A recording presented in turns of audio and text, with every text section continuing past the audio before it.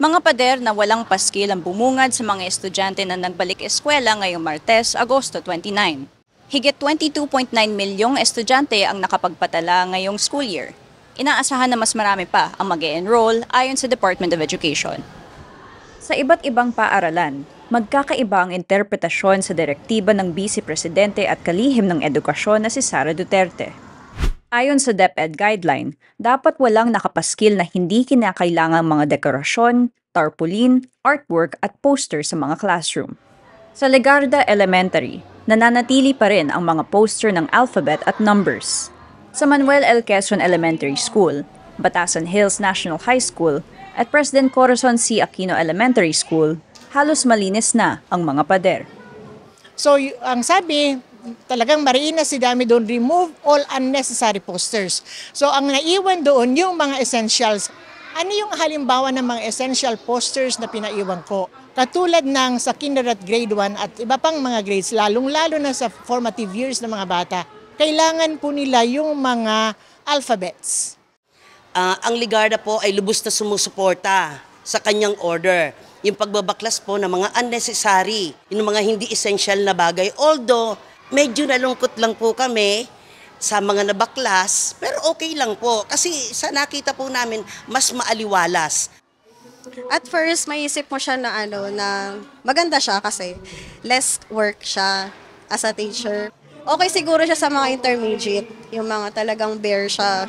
Pero sa ganito, grades 1 to 3 siguro, mas okay na meron pa rin siyang visual aids na nakalagay sa mga wall.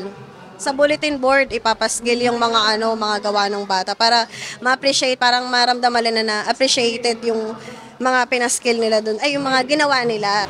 Nagsisimula sa letter U. Nalulungkot man ang ilang mga guro sa bagong polisiya, mas ikinababahala nila ang mga napag-iwanang mag-aaral dahil sa pandemya. May iba na hindi pa ganun marunong magsulat. Dapat nakakapagsulat na talaga sila.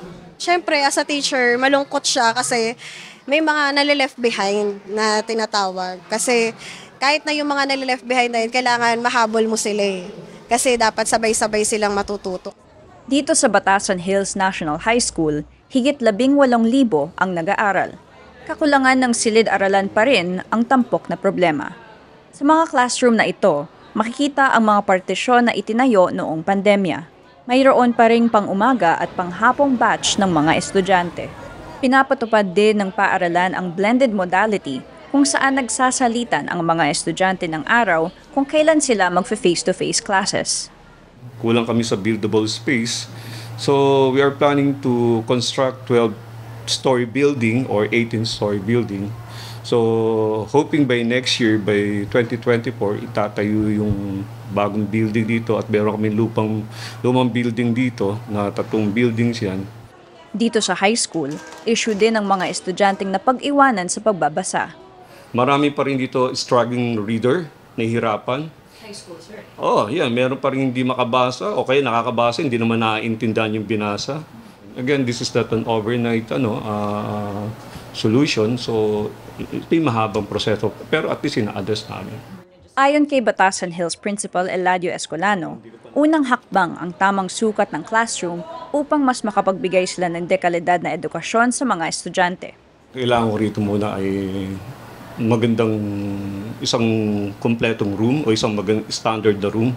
Kasi paano ka magpagtuturo ng kalidad na yung 9x7 ay hinati mo. Tapos lalagyan mo ng 30-35. No? So doon pa lang may usapin na kagad doon sa kalidad. No? Can you imagine that? Doon kayo. Kahit nakagalingan teachers, kung hindi naman talaga well-ventilated, etc., siksikan, apektado. No?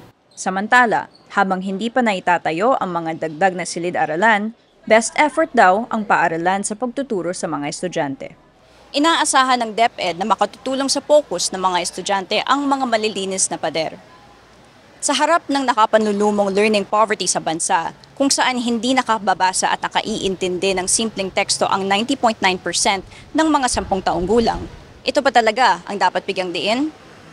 Michelle Abad Rappler, Quezon City.